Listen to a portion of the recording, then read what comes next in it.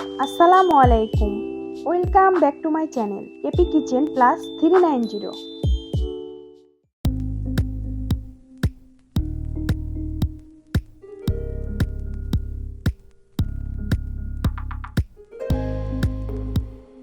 সুপ্রিয় দর্শক, যে যেখান থেকে আমার ভিডিওটি দেখছেন, আশা করছি সবাই অনেক ভালো আছেন।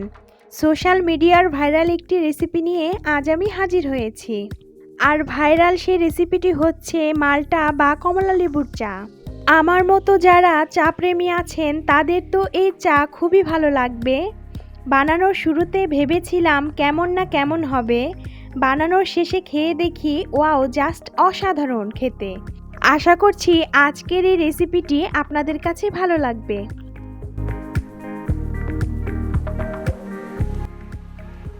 চা বানানোর জন্য প্রথমে আমি একটি মাল্টা ধুয়ে পরিষ্কার করে নিয়েছি। আপনারা চাইলে কমলা লেবু নিতে পারবেন। এখন আমি এই মাল্টাটা মাঝ বরাবর থেকে একটু উপরে কেটে নিচ্ছি। এবার একটি চামচ দিয়ে ভেতর থেকে মাল্টাটা বের করে নিচ্ছি।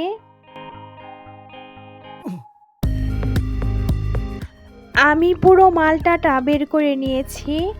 এখন এগুলো রস করে নেব। মাল্টাটা আমি রস করে নিয়েছি।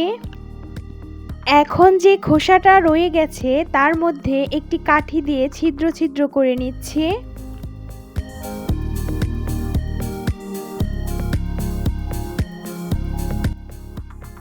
এবার চুলায় একটি চায়ের পাত্র বসিয়ে 4 কাপ পানি নিয়েছি। আমি এখানে 3 কাপ চা তৈরি করব।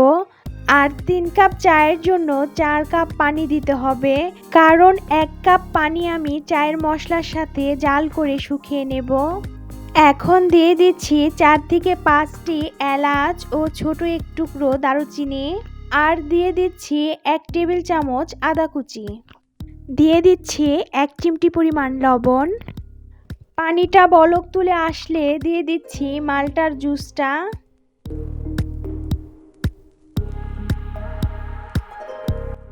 প্রায় 15 মিনিটের মতো আমি চায়ের পানিটা জাল করে নিয়েছি। আর চায়ের পানিটা বেশ শুকিয়ে আসছে। তবে কিন্তু এই চায়ের পানিটা থেকে খুব সুন্দর একটি ফ্লেভার আসছে। চায়ের পানিটা কিন্তু একদমই রেডি। এবার চুলাটা অফ করে দিচ্ছি। এখন একটি কাপের উপর ছিদ্র করা মাল্টার খোসাটা বসিয়ে দিচ্ছি, যেটা ছাঁকনির কাজ করবে আর চায়ে খুব সুন্দর একটি ফ্লেভার আসবে। আমি 1 কাপ চায়ের জন্য 1 চা চামচ চা দিয়ে দিচ্ছি। আর উপর থেকে চায়ের গরম পানিটা ঢেলে দিচ্ছি। দেখুন খুব সুন্দর করে ফিল্টারিং হয়ে চা ছেঁকে বের হচ্ছে।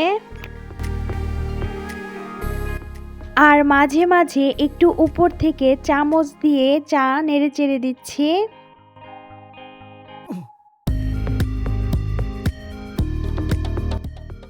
আমার 1 কাপ চা ছেঁকে নেওয়া হয়ে গেছে। এখন 1 চা চামচ চিনি দিচ্ছি।